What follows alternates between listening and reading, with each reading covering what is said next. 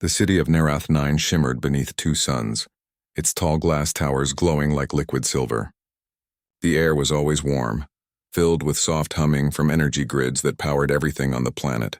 To most humans it felt too perfect, too artificial, but Lieutenant Aaron Vale had grown used to it. He was a repair engineer for the Interstellar Peace Division, and Narath 9 was his current assignment. Aaron's job was simple but lonely. Every day he went to the storm districts outside the city to help rebuild shelters damaged by plasma storms. Most of the local Narathi, a tall and graceful alien species with smooth skin that shimmered faintly under sunlight, stayed far from humans. They were polite but cold. They liked order, and humans were unpredictable, but Aaron had earned their quiet respect. He worked long hours, never asked for praise, and often helped locals without being ordered to. Children liked him because he fixed their drones and gave them small gifts, old Earth toys he printed himself. After 3 months of service, his name became known among the citizens of the Western Quarter. That was how Lyra found him. One afternoon, Aaron was adjusting power couplings near the edge of the market when someone spoke softly behind him. "Lieutenant Vale?" He turned and saw a Narathi woman standing in the shade of a pillar. Her long silver hair shimmered faintly blue, and her eyes were bright, like crystals catching sunlight. She wore a white robe with soft patterns that shifted color as she moved. "Yes," Aaron said, brushing dust off his hands. "How can I help you?" "My name is Lyra," she said, lowering her head in the polite Narathi gesture of greeting. "You helped repair the storm barrier near the South District last week?" Aaron nodded. "That was me, yes. My family lives there," she said with a small smile. "Because of you, our home still stands. I wanted to thank you properly. Would you come to my home for dinner tonight?" Aaron blinked. It wasn't unusual to be thanked, but an invitation to a local home was rare. Most Narathi preferred to interact with humans in public areas only. He hesitated. "I wouldn't want to intrude." Lyra's smile didn't fade. "It would mean much to me. I promise it is safe." There was something innocent about her voice, gentle, even shy. Aaron finally agreed. "All right. I finish work at 1700 hours. Then I will wait for you," she said, and turned gracefully, her robe flowing like water behind her. That evening, Aaron walked through narrow, glowing streets toward Lyra's address. The houses in her area were smaller than the city towers, personal dwellings surrounded by glowing trees and thin energy fences. He stopped before a white dome-shaped home with blue light pulsing softly around its edges. The door opened as he approached. Lyra stood inside, smiling faintly. "Welcome, Lieutenant Vale." He stepped in, careful to wipe his boots. The interior surprised him. It wasn't like other alien houses, which were clean and almost sterile. Lyra's home felt warm and alive. The walls displayed slow-moving colors, paintings of landscapes and stars. A soft scent filled the air, sweet like flowers but unfamiliar. She guided him to a low table surrounded by cushions. 2 steaming cups waited there. "Tea," she said. "From my home region." Aaron sat down, looking around curiously. "Your place is beautiful. Very different from what I've seen here." Lyra smiled. "I collect art from many cultures, even some from old Earth." He noticed a small carved wooden figure on a shelf, a human woman holding a bird. "It was worn, clearly old. You know Earth's art?" he asked. "I admire it," she said softly. "Humans create things that feel alive. My people sometimes forget how to feel." Aaron sipped the tea. It was light and calming. "Well, we make mistakes too. Maybe that's what keeps us alive, learning from them." Lyra tilted her head, studying him. "You are different from the others here. You look at us without fear." Aaron laughed quietly. "I think fear comes from not knowing someone. Once you talk, it fades." She smiled but didn't answer. For a few moments, they sat in silence, listening to the gentle hum of her home's energy systems. Then Aaron noticed something strange. One of the walls across the room had a faint shimmer, like heat distortion. It wasn't just light. It looked like a field generator, the kind used for containment. He frowned. "That wall? Is that a security field?" Lyra froze for a heartbeat. "It is. Old equipment. Unused." Aaron looked closer. The field flickered once, revealing a faint outline of something behind it. A shape, maybe a large cylinder or pod. "You keep machinery behind your living room wall?" he asked lightly, trying not to sound suspicious. She stood, her expression calm again. It belonged to my family. I have not found the heart to remove it. Aaron nodded slowly, though curiosity burned inside him. The shimmering field pulsed again, a quick flash of light, and he swore he saw movement inside. Before he could ask more, Lyra suddenly changed the topic. You work too much, she said gently. Do humans ever rest? Aaron smiled, letting the moment slide. Sometimes, but fixing things keeps my mind quiet. Quiet minds are rare, she said. That is why I wanted to meet you. Her tone was sincere, almost kind. Yet a faint sadness lingered behind her eyes, as if she carried something heavy she couldn't share. Hours passed quickly. They talked about Earth, about the Narathi arts, and about how strange it felt to live between two species trying to trust each other. Aaron began to feel comfortable. The fear of being the only human at her table faded. He noticed how Lyra listened carefully, asking about human emotions, what it meant to miss someone or to feel pride. To her, these ideas seemed fascinating, even mysterious. When the evening ended, Aaron stood. Thank you for the meal. It was peaceful. I needed that. Lyra smiled, walking him to the door. I am glad. You remind me that peace still has meaning. As he stepped outside, the night air carried a light hum from the city's energy lines. The twin moons hung over the skyline like silver eyes. He turned back. Maybe I'll visit again, he said casually. Lyra's voice was soft. You would be welcome. But just as he started to walk away, a deep rumble shook the ground. The energy around the city dimmed. Distant alarms wailed. Aaron turned sharply. An energy quake? Lyra looked toward her home, her eyes wide with sudden fear. Inside, through the doorway, Aaron saw the shimmering wall crack open. Blue sparks flew out, a faint human-shaped shadow appeared behind the flickering field. What is that? Aaron shouted, stepping forward. Lyra's lips parted, but no sound came. The shimmer collapsed completely, and something alive fell out of the containment zone, hitting the floor with a heavy thud. The shape moved slightly, groaning in pain. Aaron's heart pounded. He rushed forward and knelt beside it. It was a human. A man, pale and thin, with strange glowing markings running across his skin. He looked unconscious but alive. Aaron stared in shock, his voice barely a whisper. Lyra, what is this? How is there a human here? Lyra's hands trembled as she stepped closer. Her calm, innocent mask was gone. Please, she said, her voice breaking. You have to listen to me. It's not what you think. Aaron looked up, anger and confusion mixing in his chest. You said you wanted to thank me. What have you done? I saved him, she said. I'm trying to protect him. Before Aaron could ask more, the lights in the house flickered red. A warning tone filled the air, a security alert. Lyra's eyes widened. They've found me. Who? Aaron demanded. The Narathi guard, she whispered. They're coming. The floor shook again as the sound of approaching hovercrafts filled the distance. Blue searchlights cut across the street. Aaron stood between her and the doorway, his training instincts firing.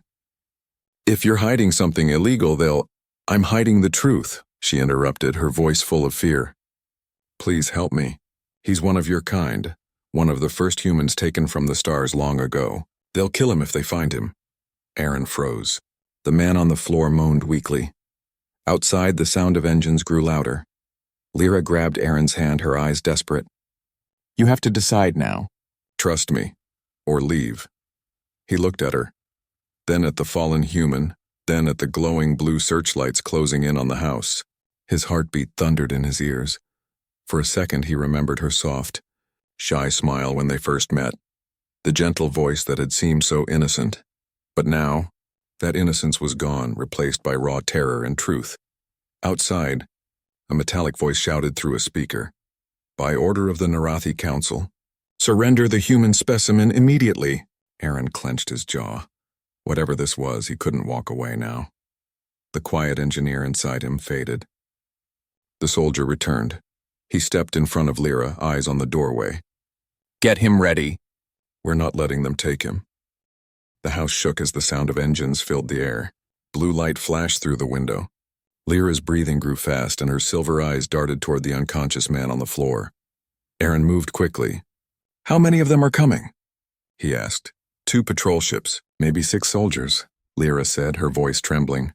They must have traced the energy field when it broke. Aaron's eyes scanned the room, searching for exits.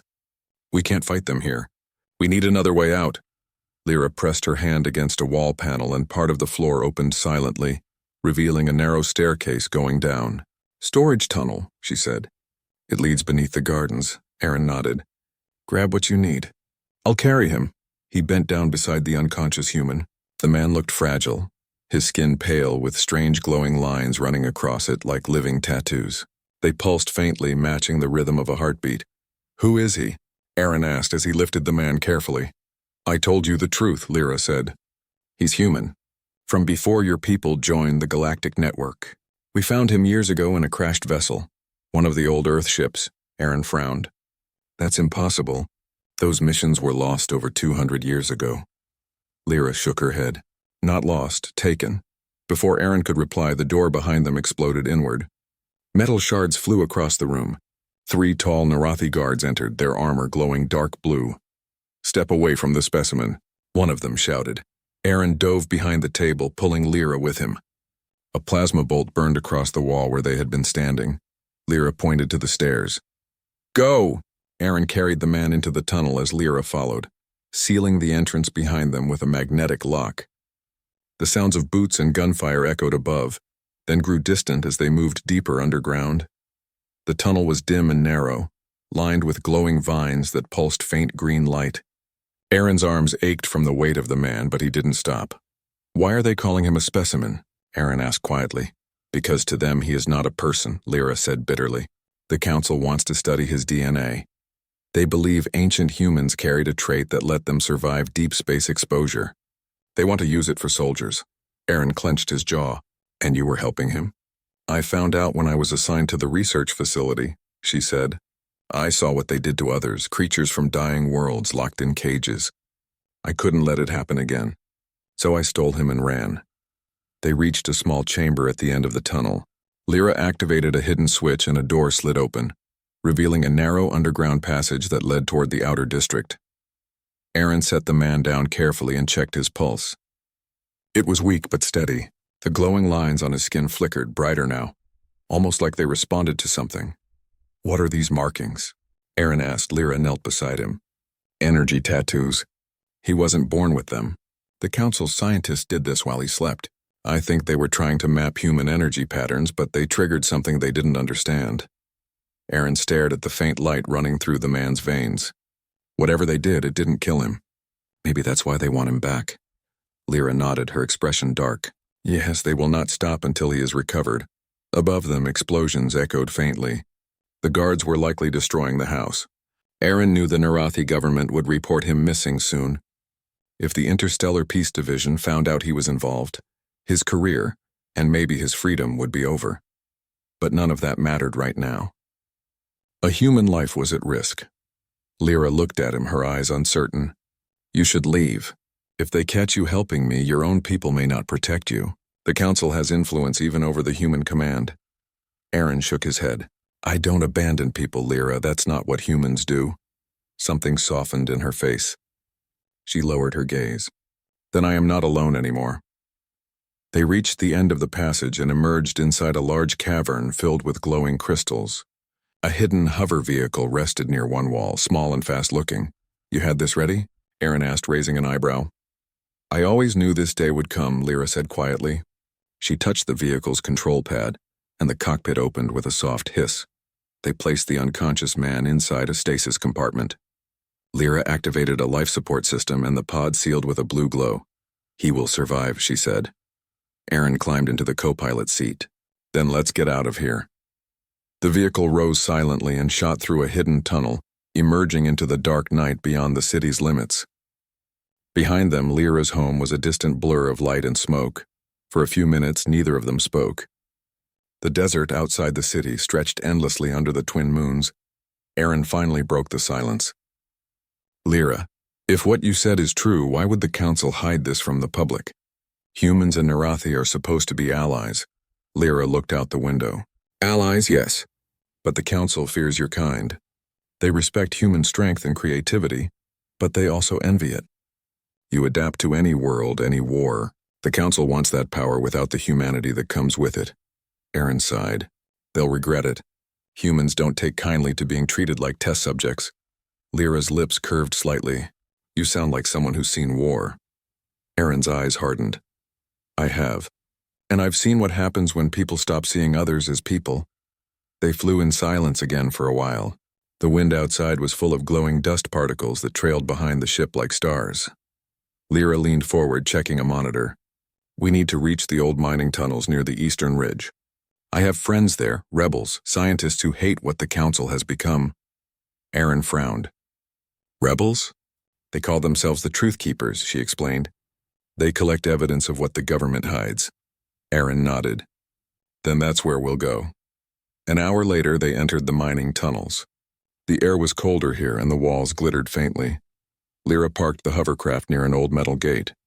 A figure stepped out of the shadows, tall and wearing a cloak. Lyra, the stranger said, his voice deep and rough. You actually made it. Rin, Lyra said in relief. We need shelter and medical equipment. Rin's eyes shifted to Aaron. A human soldier? He's with me, she said firmly.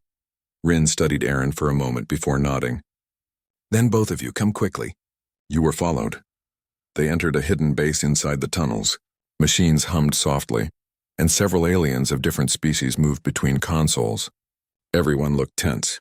Rin guided them to a medical chamber. Put him here. Aaron and Lyra placed the unconscious man on a platform. The markings on his skin glowed brighter as he lay down, spreading light across the room. One of the scientists gasped. He's resonating with the energy field. Aaron stepped back. What does that mean? The scientist, a small creature with multiple eyes, spoke rapidly. It means he's not just alive, he's absorbing power. Whatever the Council did to him changed his biology. Lyra's face grew pale. Can he be stabilized? Yes, the scientist said, adjusting controls. But we must keep him hidden. If the Council tracks this signal, they'll destroy the entire tunnel. Aaron looked at Lyra. You said you were trying to protect him. But why risk your life for someone you don't even know? Lyra met his eyes. Because he is proof that the Council has lied for centuries. If the people knew they stole from other worlds, they would revolt. This man could change everything. Aaron nodded slowly. Then we'll keep him safe. Suddenly an alarm blared through the base. Council ships inbound. Rin shouted. They've locked onto the signal. The base filled with movement. Aliens grabbed weapons and rushed to defense stations. Lyra looked at Aaron desperately. They're too many. We can't fight them here. Aaron turned to the scientist. Can we move him? Not safely, the scientist said. But I can transfer his pod into an energy capsule, small enough to carry. Do it, Aaron said firmly. As they worked, explosions thundered above the tunnels. Dust fell from the ceiling. Lyra turned to Aaron, fear in her eyes. If they find us, they will take him and kill us both. Aaron checked his weapon, setting it to stun. Then we don't let them find us. Minutes later, they ran through the tunnels, the capsule glowing faintly in Lyra's arms. Behind them, the ground shook from blasts. Rin's voice echoed over the comm. The east exit is open. Go now. They sprinted toward the exit. Blue light flashed behind them. Enemy drones closing in. Aaron turned and fired. A drone exploded, showering sparks across the tunnel. Keep running, he shouted. Lyra's breath came fast, her silver hair flying. There's a transport pod ahead. They reached a metal platform with a small emergency shuttle. Aaron helped Lyra climb inside and sealed the hatch. Through the window, he saw Narathi soldiers pouring into the tunnels, their weapons glowing. Aaron hit the controls. The shuttle roared to life and shot upward through the escape shaft. Lyra clutched the capsule tightly. Where will we go now? Aaron stared out at the sky as they rose above the burning city. Somewhere they can't reach us. The capsule in her hands pulsed softly, glowing brighter, as if the man inside could feel the danger too. Lyra looked at Aaron. They will hunt us forever now. Aaron nodded. Then they'll learn what it means to chase a human. Outside, the first light of dawn touched the horizon, painting the sky gold. But below, Narath 9 burned with blue fire. The small shuttle moved silently through the upper atmosphere of Narath 9. From above, the planet looked peaceful again, but Aaron and Lyra knew better. The city below was crawling with patrols, scanning for their escape signal. Aaron sat in the pilot's seat, eyes sharp and focused. They'll track this shuttle soon, he said. We need to change ships before they find us. Lyra held the glowing capsule close to her chest. Inside, the unconscious human lay surrounded by soft blue light. The energy lines on his skin pulsed gently as if he were dreaming. "I know a place," Lyra said quietly. "An abandoned cargo station near the moon's shadow side. It's not on the official maps anymore." Aaron nodded. "Good. Send me the coordinates." She entered them on the control pad, her hands trembling slightly. The shuttle changed direction, heading into the dark side of the planet's smaller moon. For a while, silence filled the cockpit except for the hum of engines. Aaron's mind kept circling back to what Lyra had told him. A human found in an ancient ship. A secret experiment. A government willing to kill to keep it hidden. He glanced at her. "You said there were others. More humans taken long ago. Is that true?" Lyra hesitated, then nodded slowly. "Old reports say several ships disappeared near Narathi space in the early exploration era. The Council claimed they were lost to radiation storms, but in the restricted archives there are records. Medical files, biological studies, all on humans." Aaron's fists tightened. "So they lied for centuries." "Yes," Lyra said. "They feared what would happen if humans knew. The Council believes your species grows stronger through struggle, through pain. They wanted to control that evolution." Aaron's eyes hardened. "They can't control what makes us human." Lyra looked at him, her voice soft.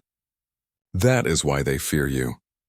2 hours later, the shuttle reached the abandoned cargo station. It floated silently near the moon's shadow, half broken and forgotten. Metal debris drifted around it like frozen ghosts. Aaron guided the shuttle toward a docking port. The connection clamped with a metallic thud and the cabin lights dimmed. "Stay behind me," Aaron said, standing and checking his weapon. "We don't know what's waiting inside." Lyra nodded and followed. The airlock opened with a hiss, releasing cold air that smelled of metal and dust. Inside, the corridors were dark and silent. Their footsteps echoed softly as they moved forward. "Looks empty," Aaron whispered. They reached the main control room. Screens flickered weakly, still running on emergency power. Lyra placed the capsule gently on a table and began connecting it to the station's energy supply. Aaron walked to the window. From there, he could see the planet below. Beautiful but deadly. "How long can we hide here?" he asked. "Not long," Lyra said. "Once the Council scans the moon, they'll find the energy signature." Aaron looked back at her. "Then we make a plan before they do." As she worked, the glowing human in the capsule stirred slightly. The light on his skin pulsed brighter. Lyra noticed it first. "Aaron," she said softly. "He's reacting." Aaron moved closer. Inside the capsule, the man's eyes fluttered open for a moment, blue and unfocused. He whispered something faint, his lips barely moving. Lyra leaned closer. "What did he say?" Aaron strained to listen. The voice was weak but clear enough to make his blood run cold. "Earth. Still alive?" Aaron's heart skipped. "He's conscious." Lyra touched the control pad, adjusting the life support levels. "He shouldn't be awake yet. His system isn't stable." But the man's eyes opened fully now. He looked confused, afraid. "Where am I?" "You're safe," Aaron said gently. "I'm Aaron. You're on a cargo station near Narath 9. The man's gaze moved to Lyra, then back to Aaron. "Humans still exist?" Aaron nodded slowly. "Yes, you've been asleep for a very long time." The man tried to sit up, but his body shook violently. The glowing lines across his skin flared bright blue. Lyra placed her hand on his shoulder. "Don't move. Your body isn't ready. I remember the stars," he whispered weakly. "We were exploring. Then light, pain." Aaron's eyes narrowed. "You were taken." The man looked at him with confusion and fear. "Taken?" Lyra lowered her gaze. "By my people. The Narathi. I'm sorry." For a moment, silence filled the room except for the soft hum of machines. Then the man whispered, "My name is Captain Elias Grant, Earth Mission Odyssey 3. Aaron froze. He knew that name. The Odyssey 3 was one of Earth's first deep space exploration vessels, lost over 200 years ago. "You're a legend," Aaron said quietly. "Every cadet learns about your ship. We thought you died centuries ago." Captain Grant looked down at his glowing arms. "Maybe I did," he said weakly. Suddenly the control room lights flickered red. A sharp alarm echoed through the speakers. Lyra ran to the console. "They found us. The Council ships just entered orbit." Aaron cursed under his breath. "We can't fight them from here." Grant tried to sit up again. "No, listen," he said, his voice stronger now. "These markings, they're energy conduits. I can feel them. They link to their technology somehow. Lyra looked at him in shock. You can interface with Narathi systems? Grant nodded slowly. Yes, they changed me, but maybe I can use it against them. Aaron frowned. You're too weak. You'll kill yourself. Grant looked him straight in the eyes. You want to save your world and mine? Then let me help. They turned me into a weapon. Maybe it's time I decide where that power goes. Lyra hesitated, torn between fear and hope. If we connect him to the main reactor, he could disrupt their tracking grid. Or explode, Aaron said flatly. Grant gave a weak smile. Then let's hope I explode in the right direction. The sound of ships docking echoed through the station. They were out of time. Aaron and Lyra helped Grant toward the reactor room. His body trembled with every step, glowing brighter each moment. When they reached the chamber, Aaron locked the doors behind them. How long do you need? Grant placed his hand on the control console. The machines reacted instantly, lighting up with blue energy. 1 minute. Lyra stood beside him, her voice shaking. You don't have to do this. Grant smiled faintly. I've already been dead once. Let's give them something to remember. Aaron took position near the door, weapon ready. He could hear soldiers approaching outside. Grant's body began to glow brighter, the energy markings spreading across his face. The entire room hummed as lights flickered violently. Lyra shielded her eyes. He's drawing power from the whole station. Aaron shouted, Hold on! The door exploded open. Narathi soldiers rushed in, weapons raised. Aaron fired first, hitting one square in the chest. Before the others could fire, a blinding wave of blue light burst from Grant's body. Energy surged through the walls, frying every system. The soldiers froze mid-step, their weapons melting in their hands. The lights shattered and the air filled with crackling sound. Then silence. When Aaron opened his eyes, the soldiers were unconscious, scattered across the floor. The entire station had gone dark. Grant collapsed. Aaron and Lyra ran to him. His skin still glowed faintly, but his breathing was shallow. Lyra checked his pulse. He's alive, but weak. Aaron looked at the dead control screens. Did it work? Lyra accessed a small device on her wrist. Yes, the Council's scanning network just crashed. They can't find us now. Aaron let out a long breath. Then he saved us. Hours later, the station floated quietly in darkness. Lyra and Aaron sat beside the resting captain. He risked everything, Aaron said quietly. Lyra nodded. He didn't have to, but he chose to. Aaron looked at her. That's what humans do. We fight even when it hurts. Lyra smiled faintly. I think I'm starting to understand that. For a moment, peace returned, but it didn't last. The emergency light blinked. A transmission alert. Lyra checked the console. It's from the Truth Keepers. They saw the Council's network crash and want to meet. They say they have evidence, proof of the human experiments. Aaron stood. Then that's our next stop. He looked at Grant, who was breathing steadily now. We'll protect him until he wakes fully. He deserves to see what he saved. Lyra nodded, determination in her eyes. The galaxy will know the truth. Aaron smiled faintly. Then let's go make sure of it. He returned to the pilot's seat. Outside, stars filled the blackness. For the first time since this nightmare began, Aaron felt hope.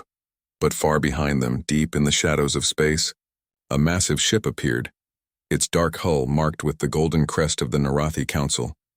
Its commander stared at the faint readings on his display and whispered coldly, Run as far as you want, human. We will find you. The shuttle glided silently through space, carrying Aaron, Lyra, and the recovering Captain Elias Grant. The vast darkness outside seemed calm, but the trio knew the calm was fragile. The Narathi Council had mobilized. Their long-reaching influence could trace energy signatures across the sector, and it was only a matter of time before the Council discovered the Truth Keeper's secret base. Lyra held the glowing energy capsule, where Grant rested. He's stable now, she said quietly, glancing at the faint blue lines across his skin. But he can't endure another full day of energy exertion. He needs rest. Aaron nodded, gripping the shuttle controls. Then we move slowly. No unnecessary risks. We can't afford to make a mistake now. Grant opened his eyes weakly. I feel the Council's presence. They are closing in faster than before. Aaron glanced at him. We know. That's why we're heading to the Truth Keepers. They have the resources to hide you, and the evidence we need. The base of the Truth Keepers was located on the shadowed side of Renara 3, a barren planet covered with jagged rock formations and deep canyons. It was a hidden fortress built inside an ancient volcanic cavern. The exterior was camouflaged to appear like part of the rocky terrain. As the shuttle approached, Aaron felt tension coil in his chest.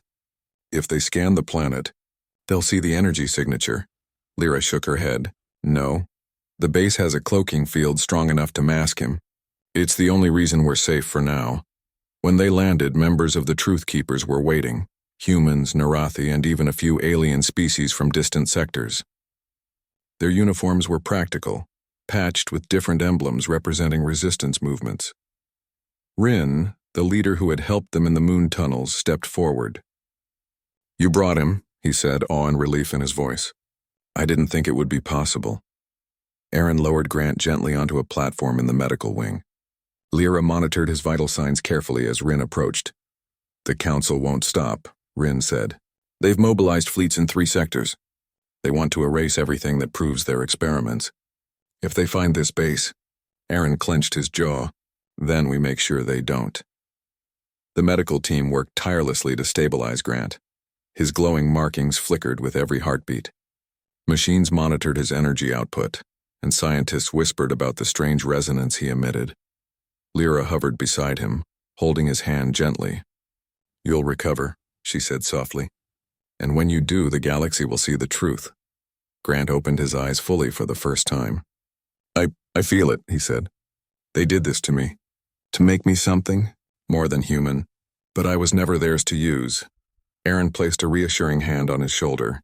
"And now you won't be. We'll make sure of it." Grant's gaze shifted to Lyra. "You risked your life for me?" Lyra nodded. "Yes, because it was right." His voice grew stronger. "Then we must make them pay, not with death, but with truth. Expose them to the galaxy." Aaron, Lyra, and Grant met with the Truth Keepers in the main strategy room. The room hummed with energy and activity. Screens displayed information pulled from across the galaxy. Satellite images, council documents, old research files. Rin pointed at one screen. "The Council has over 500 classified files detailing human experiments. Thousands of humans and alien species were taken over centuries. They use the data to create biological weapons, engineer soldiers, and manipulate genetic traits for control." Aaron stared. "They're insane. How could they keep this hidden for so long?" "One lie at a time," Rin said grimly. "But the truth always comes out. And now you have him. He carries the proof. His very biology exposes their crimes. The galaxy needs to see it." Grant's glowing arms pulsed. "Yes, but we must be careful. If the Council discovers this base while I'm active, they could destroy it and kill everyone inside." Aaron looked at Lyra. "Then what's the plan?" She turned to Rin. "We need to broadcast the evidence publicly, not just to humans, to every Council member across the galaxy. If the people see this, the elite cannot hide it." Rin nodded slowly. "It's risky.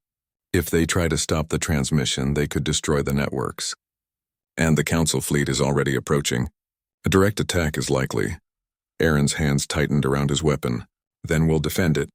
And we'll finish what we started." The team began preparing the transmission. Grant was moved to the communications chamber, where he could interface with the main network. His energy lines glowed brighter as the machines connected to his system. Aaron and Lyra stood beside him. "Are you sure you can handle it?" Aaron asked. Grant nodded. "I've survived centuries in stasis. I can manage this, but only with your help." The lights flickered as the energy from Grant's body coursed through the room.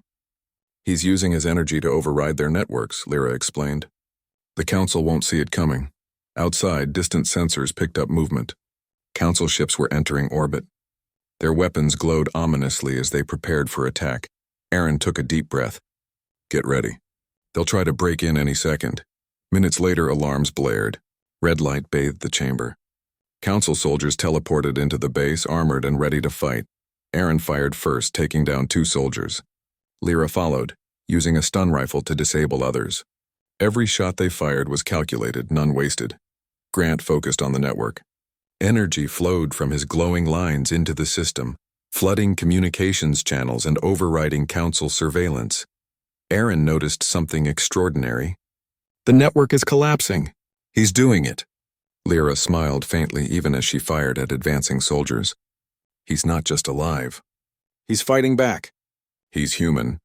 The Council soldiers hesitated as their systems failed, machines sparking and doors locking against them. Aaron, Lyra, and the Truth Keepers advanced, forcing the intruders back. But then a massive energy pulse hit the base from orbit. The ceiling shook violently and parts of the chamber collapsed. Rin shouted, "They've targeted the base. We have minutes before it's destroyed." Aaron looked at Grant. "Can you finish the broadcast before they destroy us?" Grant nodded, glowing brighter than ever. "I must. The galaxy must know." Lyra held his hand tightly. "Then we'll protect you. No one else dies today." The base trembled. Sparks flew as machines overloaded. Council ships fired again, hitting the outer walls. The Truth Keepers fought valiantly, pushing back the soldiers while trying to stabilize the network. Aaron saw Grant's energy surge, glowing across every console. "He's channeling the power," he shouted. Finally, the broadcast activated. Screens across distant planets flickered as evidence poured into every council member's network. Old experiments, stolen humans, suppressed research, all visible. Across the galaxy, citizens stared at the revelations in shock. Outrage spread instantly. Rin grinned. "They'll revolt. Now they know." Aaron looked at Lyra. "You were right. Courage, not weapons. Changed everything." Lyra nodded. "Truth always does." Suddenly, the base shook violently again. Council ships hovered directly above. Aaron realized the attack wasn't over. Grant's voice, calm but strong, filled the chamber. "I can stop them temporarily, but I need your help to escape." Aaron nodded. "Tell me what to do." Grant focused energy through the main reactor. Blue lines of power surged outward. Doors locked. Walls vibrated with energy. The Council soldiers screamed as energy fields immobilized them. Aaron, Lyra, and the Truth Keepers guided Grant to the emergency shuttle. Sparks flew and alarms blared. Council ships tried to intercept, but Grant's energy shield kept them at bay. Finally, the shuttle lifted off the planet. They were free, for now. Aaron sat beside Lyra, watching Grant resting in the energy pod. "We did it," he said quietly. Lyra smiled, exhausted but relieved. "For now, but the galaxy will demand justice. We started something they can't ignore." Grant opened his eyes, faint blue glow still present. "And humanity will survive because they always do. Courage and truth will prevail." Aaron nodded. "Then let's make sure the galaxy knows it." Outside the shuttle, stars stretched endlessly. Ahead lay the Council fleet, the unknown dangers of space, and the promise of a galaxy awakening to the truth. For the first time since this nightmare began, Aaron felt hope not just for themselves but for all worlds enslaved by lies. The shuttle sped through the blackness of space, leaving the shadowed surface of Rhinara 3 behind. Aaron Vale tightened his grip on the controls, scanning the stars ahead for any signs of the Narathi Council's fleet. The galaxy was awake now. Citizens across countless planets had seen the broadcast. They had learned the truth. Their governments had lied, stolen, and experimented on countless humans and alien species for centuries. But knowing the truth didn't make the danger disappear. Outside, the Council's ships formed a jagged wall cutting off their path. Massive and cold, the ships glimmered with deadly weapons. Aaron felt a familiar twinge of tension, the weight of impossible odds. Beside him, Lyra held the glowing capsule containing Captain Elias Grant. The light pulsed steadily, almost like a heartbeat. "He's ready now," Lyra said quietly. "We have to act fast," Aaron nodded. "Then let's make our move. No turning back."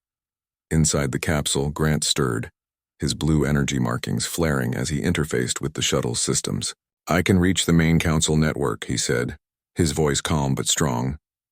"If I can connect, I can disable their fleet long enough for the broadcast to reach every planet. But I can't do it alone." Aaron clenched his jaw. "Then we'll protect you. Every second counts." Lyra checked the ship's shields and weapons. "They'll try to stop us, and they won't hold back. The moment they detect the broadcast, they'll fire." Aaron stared at the massive fleet ahead. "Then we fight smart. Not just weapons. Courage." The shuttle surged forward, weaving between Council ships. Energy beams flared around them, missing by mere meters. Aaron piloted with precision, dodging and banking through the deadly web of fire.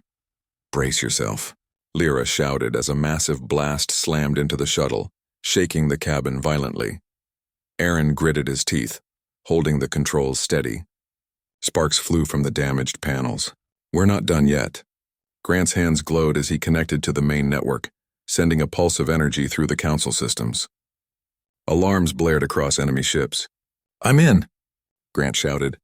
"Now broadcast everything. Every experiment, every hidden file, every stolen human." The shuttle trembled as energy surged through the vessel. Screens inside the cabin flickered, showing holographic images of stolen humans, alien subjects, and secret experiments. Across the galaxy, citizens on thousands of planets watched in shock. The Council fleet reacted immediately. Weapons fired, but their systems began to fail. Grant's energy pulse disrupted targeting systems and communications. Their precise formations wobbled, leaving them vulnerable. Aaron seized the moment. Now we hit them where it hurts. He maneuvered the shuttle with skill, dodging energy blasts while using the shuttle's weapons to disable smaller ships. Lyra fired stun beams, disabling soldiers trying to teleport aboard. Grant focused all his energy on the central command network. His body glowed brighter and brighter, blue light spreading like a living force through the ship. "It's working," he shouted. "The truth is reaching them. They can't hide anymore." As the battle raged, Aaron glanced at Lyra. Her silver hair floated in zero gravity, eyes filled with determination. "We did it," he said. She shook her head. "Not yet. We have to survive until the broadcast reaches every planet. Then they can't touch us." Grant's energy flared intensely. His voice rang in the cabin. "I can hold it, but it will drain me. I need cover." Aaron stood, weapon ready. "Then we give it.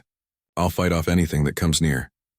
Outside, Narathi soldiers attempted to board the shuttle using energy portals, but Aaron, with Lyra's help, used stun beams and precision shots to stop them. Each enemy that approached fell back in shock, unable to breach the energy shield radiating from Grant's glowing body. Minutes passed like hours. The shuttle rocked violently as the Council fleet tried to counter the energy pulse. Aaron focused, moving like a machine, dodging blasts, disabling enemy ships, keeping the shuttle alive. Finally, Grant's voice was calm but tired. "The transmission is complete. The galaxy knows everything." Aaron exhaled, tension leaving his shoulders. "Then it's done." Through the window, stars stretched endlessly. Across hundreds of worlds, citizens now understood the truth. Governments would face revolt. Leaders who had hidden behind lies were exposed. Lyra looked at Grant. "You did it. You saved countless lives, Captain." Grant smiled faintly, his body dimming as the energy dissipated. "No, we did it. Humans, aliens, those who believed in courage. That's what saved us." Aaron rested a hand on Lyra's shoulder. "And your courage," he said softly. "You risked everything for a human you barely knew." She smiled. "Because it was right. Because it had to be done." Far below on Narath 9 and other planets, citizens rose against corrupt leaders. Soldiers refused orders. Administrators exposed hidden files, and the oppressed demanded justice. The galaxy was waking up. In the shuttle, Aaron watched the reports coming in from various worlds. "It's happening. They're revolting." Lyra nodded. "And it's just the beginning." Grant, now resting but alive, whispered, "The Council underestimated humans. They always do. We survive because we fight, because we care, because we never give up." Aaron smiled faintly. "That's who we are. And now the galaxy will remember." The shuttle drifted into safe space. Council ships were disabled, retreating in chaos. The Truth Keepers communicated with rebel leaders across multiple systems.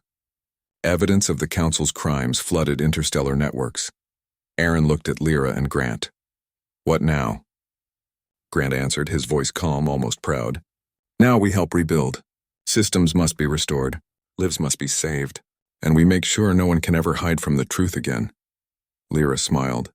"I think humanity has already changed the galaxy. One act of courage can inspire countless others," Aaron nodded. "And one choice can save worlds." Days later, on a recovered planet, the Truth Keepers and human allies celebrated quietly. Captain Grant, now fully awake, walked among them. Glowing lines faint but visible, a reminder of what he had endured. Aaron stood beside him, looking at Lyra. "When you first invited me to your home, I thought you were innocent. Gentle, fragile." Lyra laughed softly. "I was until the galaxy demanded more." Aaron smiled. "And you rose to it." "That's humanity's kind of bravery." Grant nodded. "And now it's not just humans. Every being who dares to stand for truth, for courage, becomes part of that story. As they looked out at the stars, Aaron realized something important. The galaxy was no longer silent. It was alive with hope, rebellion, and courage. It would take time to heal, but it would heal. He turned to Lyra, who held the glowing capsule now empty of the captain's stasis container. "You asked me to come into your home," he said quietly. She smiled. "I never imagined it would lead here, but sometimes the smallest invitation can start the biggest change." Aaron looked at the stars, then whispered, "Sometimes innocence isn't what saves us. Courage is."